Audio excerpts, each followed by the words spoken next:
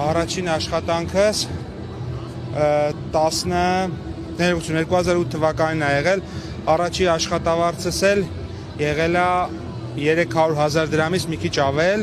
եւ հետաքրքիրն էր, որ մայրս ուսուցիչ էր, ստանում էր 30,000 դրամ, ես արդեն 300 պլյուս, որը այն ժամանակ $1,000-ից մի քիչ ավել էր։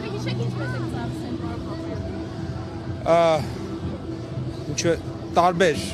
այդպես առանձնահատուկ չեմ կարող ասել, բայց 300,000 դրամը 2008 թվականին ծախսելը տենց բավականին ընդհանրապես քիչ գումար չէր։ Ես ասում եմ, ուսուցչի աշխատավարձը 30,000 դրամ էր այն ժամանակ։ Գիտենք, որ դուք բավականին երկար աշխատանքային փորձ ունեք, որը ի վերջո հասել եք նախարարի պաշտոնի, ինչ խորհուրդ կտաք երիտասարդները ինչպես գնան այդ հաջողության ճանապարհով։ Ցանկացած հաջողություն սկսում է կրթությունից եւ պետք է անպայման զուգակցվի աշխատասիրության հետ։ Կրթություն, աշխատասիրություն եւ իհարկե գործը սիրել։ Եթե այդ երեք բանը տեղի ունենում, ուղղակի մասնագիտական հաջողությունը անհնար է տեղի չունենա։ Այսինքն եթե դու ինչ-որ միտեղ ես գտնվում, իմ կյանքում էլ է այդպես եղել, ինչ-որ մի շրջափուլում, երբ որ մի աշխատանք ես կատարում, որը օրինակ կարող է այդքան շատ չես սիրում, այդ ուղղակի հնարավոր չի այդտեղ զարգանալ։ Այսինքն պետք է գտնես քեզ մի միջավայր, որը քեզ ինչ-որ բան սովորեցնում է, որին դու ինչ-որ բան տալիս ես, եւ այդ դեպքում ու դու հաճույքով ես անում ու քո համար օրինակ աշխատանքային օրը չի ավարտվում ժամը 6-ին։ Այսինքն դու անթեթ չես նայում ժամը 6-ը, գա օրինակ գնաս տուն։ Այլ ավարտվում է այն ժամանակ, երբ որ դու համարում ես, որ ավարտվել է։ Այդ նման աշխատանքային միջավայրում հաջողության հասնելը շատ հեշտ եւ շատ արագ է լինում բոլոր մարդկանց մոտ իմ կարծիքով։ Այսօրվա միջոցառման հետ կապված փողոցի սկզբում Yandex ծառայություն մատուցող առաքիչներն էին, մենք հանդիպեցինք վարորդներին, նրանք ասացին, որ իրենք եւս հանգույցություն ունեին մասնակցել այս միջոցառմանը, բայց ինչ-ինչ պատճառներով ինչ-որ բողոքներ ունեն, դրա արդյունքում հնարավորություն չեն ունեցել այսօրվա միջոցառմանը մասնակցելու։ Դուք օրինակ տեղյակ եք։ Տեղեկացված չեմ անկեղծ ինչի մասին է խոսքը։ Ես կարծում եմ այսօրը բոլոր աշխատող մարդկանց տոնն է եւ ոչ մեկ չի կարող որևէ սկզբունքով կամ որևէ կամայականությամբ որոշել թե ով այստեղ պետք է լինի, ով պիտի տոնի, ով չի տոնի։ Ես ուրախ եմ այստեղ գտնվող բոլոր աշխատող մարդկանց համար, բոլոր մեր երկրի քաղաքացիների համար, տեսած զբոսաշրջիկներ էլ կային, հետաքրքիր էր ու կարծում եմ նման տոները շատ պիտի անենք, որովհետեւ երկրում մթնոլորտ են դրական իմաստով փոխում։ Ընդհանրապես որպես արդեն էկոնոմիկայի տեսանկյունից ասեմ, մթնոլորտը, տրամադրվածությունը ամենակարևոր բանն է հաջողության հասնելու համար։ Եվ երկրում, եւ նույնիսկ բիզնեսում։ Այսինքն, եթե լավ տրամադրվածություն ունես ու նպատակամղված ես, հաջողության հասնելու շանսերը հաստատ բազմապատկվում են, քան եթե դա այդպեսին չի։ Այդ տեսանկյունից ես ուղղակի ուրախ եմ, որ երկրում նման միջոցառումներ շատ լինեն, թող մարդիկ միշտ շատ դրական տրամադրվածություն ունենան, որովհետև դա նաև օգնում է եւ աշխատանքի մեջ եւ կյանքում ընդհանրապես պոզիտիվը շատ կարեւոր նշանակություն ունի դրական զարգացումներ ապահովելու համար։ Պապայան, արդյոք Հայաստանում այսօր աշխատողների իրավունքներն ամբողջությամբ կարողանում ենք ապահովել, չխախտել նրանց իրավունքները եւ դուք հաստատ դուք էլ շատ լսել եք, որ ինչ-որ մի տարիքային շեմից հետո մարդիկ ասում են աշխատանք չկա, որտեղ աշխատենք, աշխատանքային հայտարարությունները հիմնականում գրում են 30-ից հետո եւ այլն։ Ինչպես ստեղծել շատ աշխատատեղեր, որ զբաղվածություն։ Տեսեք, մենք այդ ուղղությամբ աշխատում ենք։ Ես մի օրինակ ձեզ բերեմ։ Վերջին շաբաթվա ընթացքում վարչապետի հետ գնացել ենք երկու խոշոր ջերմոցային տնտեսություն, մեկը Սևանում, մյուսը Արթիկում։ Այդ ջերմոցային տնտեսություններում կառավարությունը մի քանի միլիարդ դրամ ամեն մեկում ներդրում է արել, որպեսզի դրանք կայանան։ Եվ ինչա, թվում է թե մի բիզնեսմեն, ով ջերմոց ունի, միտեղ վարդ է արտադրում, միտեղ լոլիկ, միտեղ ուրեմն ելակ եւ կառավարությունը աջակցում է, բայց ամեն եւ Արթիկում եւ Սևանում աշխատում էին մեկում 170 աշխատող, մեկում 176 10 հեկտարանոց, այսինքն ամեն 10 հեկտարանոց ջերմոցում աշխատում է 170-180 մարդ։ Եվ հետաքրքիրը որն էր, որ Արթիկում աշխատողների 75%-ը միջին տարիքի կանայք էին, Սևանի դեպքում միջին տարիքի կանայք են 80%-ը։ Այսինքն այս նկատի ունեմ մենք նաև մեր քաղաքականություններով անտեսանելի, որովհետև միշտ այնց աշխատատեղի ու գործատեղի հետ առնչություն ունենում բանը, չէ՞,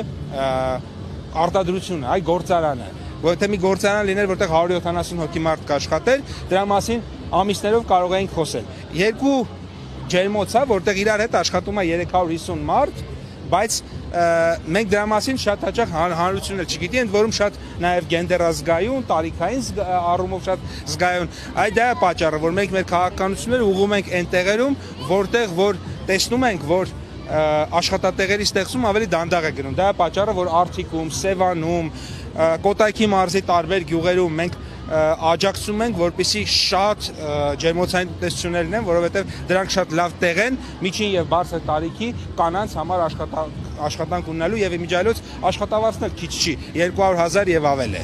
Պարոն Պապոյան, ինչպիսի Հայաստանում պետք է ապրենք, որպեսզի որոշակի հայացքներ ունենալու համար մարդիկ առանց աշխատանք չմնան, ինչպես օրինակ Սարդարապատի դպրոցի տնօրենը, Ծիծեռնակաբերդ թանգարանի հուշահամալիրի տնօրենը։ Հայաստանում ցանկացած հայացքի համար երբեք մարդուն աշխատանքից չեն ազատում, եթե այդ հայացքները չեն հակասում երկրի պետական քաղաքականությանը, երկրի ազգային անվտանգությանը եւ խաղաղ Հայաստանում, խաղաղության մեջ ապրող Հայաստանում բոլորը ունեն հավասար հնարավորություններ եւ բոլորը ունենալու են հավասար հնարավորություններ եւ այստեղ գտնվող բոլոր տասնյակ հազարավոր մարդիկ ունեն տարբեր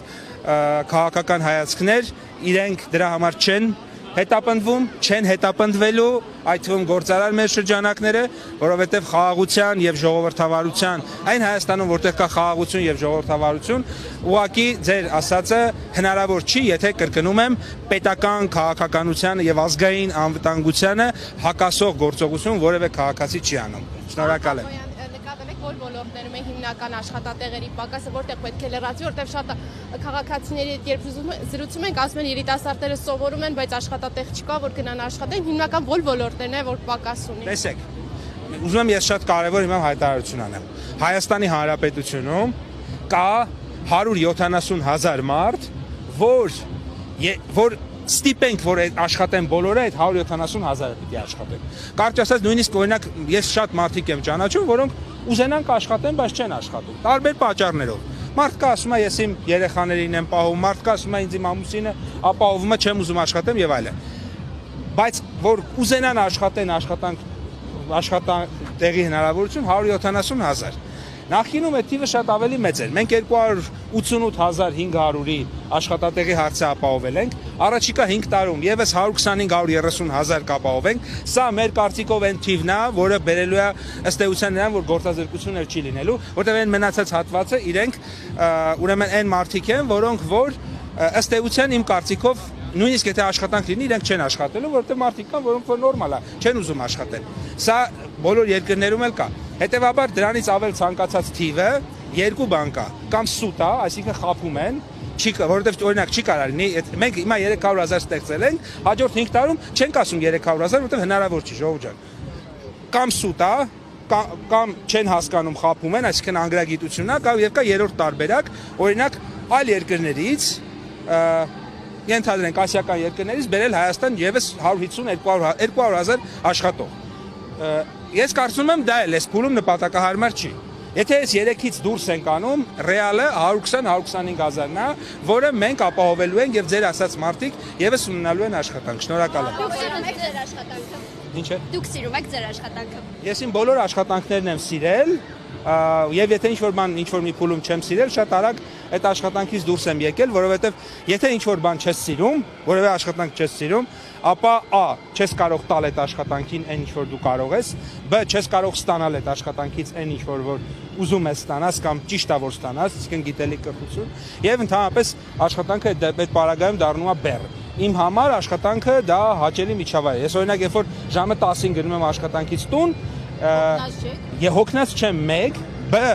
երբեք օրինակ չեմ իմանում, երբ եկավ 5:30, երբ եկավ 6-ը, երբ եկավ 6:30, այսինքն այնպես չի որ ես 6-նա ուզում եմ գնամ, չեմ կարողանում գնամ, որովհետեւ շատ աշխատանք կա։ Ես սիրում եմ իմ աշխատանքը, մնում եմ անում եմ իմ աշխատանքը եւ այն փուլում, երբ որ համարում եմ, որ այլևս այդ օրը այլևս իմ աշխատանքը էֆեկտիվ չի եւ անիմաստ է մնալ աշխատավայրում, նոր գնում եմ։ Բաբան ես մի քիչ ուշացա կներեք, էլի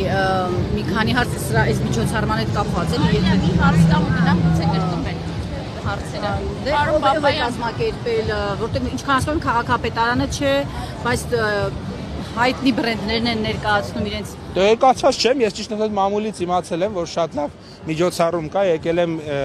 աղջկաս հետ այստեղ օրս վայելելու ու անկեղծ, եթե թույլ տաք, ես կուզեմ մի քիչ քայլեմ։ Եմ մի բան էլի ասեմ, այստեղ տարբեր Armenia Wine, Fly One բոլորը ներկա են իրենց թափով։ Այսինքն մարդիկ այսօր կարող են հանգստանալ իրենց կամքով գնալ այնտեղ որտեղ ուզում են, բայց չեմ ասում ստիպված, չէ, ասում են ոչ ստիպված չենք, բայց մեկ մարդու պես եկել են։ Սա աշխատողի իրավունքների խախտում չէ, թեկուզ անուղղակի։ Եթե ստիպված են եկել, այո, եթե ստիպված չեն եկել, ոչ։ Հիմա ինձ ոչ մեկ չի բերել այստեղ զորով։ Հիմա ուզենամ կպտտվեմ, կգնամ մեր տուն։ Հետևաբար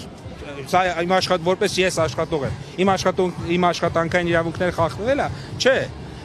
Եթե ինձ ստիպեին, որ ես գայի, կլիներ այդպես։ Բոլորը գալիս են այստեղ կասկածներ չեն կարող լինել, որ դե եթե մեկը որոշի սպիտակագրավ լիներ։ Մեկ մարդու պես եթե գային, այստեղ կլիներ 100,000 մարդ։ Այս կամպանիաներում ես գիտեմ էլի ինչքան մարդ է։ Այստեղ կամպանիա կա 6000 հոգի մարդ է աշխատում, ժողովուրդ։ Եթե մեկ մարդու նման այստեղ լինեին, այստեղ կլիներ 100,000 մարդ։ Հիմա այստեղ մի 10,000 մարդ կա։ Մեկ է ջերմուկի հետ կապված ասելիք չունեք։ Նորմալ է, ամեն բոլոր հարցերն էլ կլուծվի։ Այդպիսի հարցեր են լուծել։ Քաղաքական ենթատեքստ տեսնում եք։ Չկա, չեմ տեսնում, կլուծենք։ Այսինքն անորակ է։ Չեմ տեսնում որևէ հարց, կլուծենք։ Միշտ էլ հիմա էլ մենք օրինակ ստուգումներ ենք անում որոշ ապրանքների, կանգնեցրել են որոշ կոնյակ արտահանողների, ես եմ կանգնեցրել, ստուգման եմ տարել։ Բա պետություն ենք, բա պիտի մեր երկրից դուրս եկող ապրանքի համար որակական չափանիշները բարձր լինեն։ Ես ինքս հավատացած եմ, որ ջերմուկը բարձր որակի է, համապատասխանում է բոլոր ստանդարտներին եւ ես բացարձակ կասկած չունեմ, որ ջերմուկի հարցը լուծվելու է եւ մենք շարունակելու ենք տասնյակ հարյուրավոր միլիոն հատերով ջերմուկ արտահանենք։ Շնորհակալ եմ։ Բաբոյան, վերջին հարցը սահմանված նվազագույն աշխատավարձը ըստ ձեզ Հայաստանում հերոս հարկատուներին բավականացնում է։ Պիտի ավելանա։ Ես անկեղծ կարծում եմ, որ պետք է նվազագույն աշխատավարձը ժամանակն է, որ ավելանա։ Շնորհակալություն։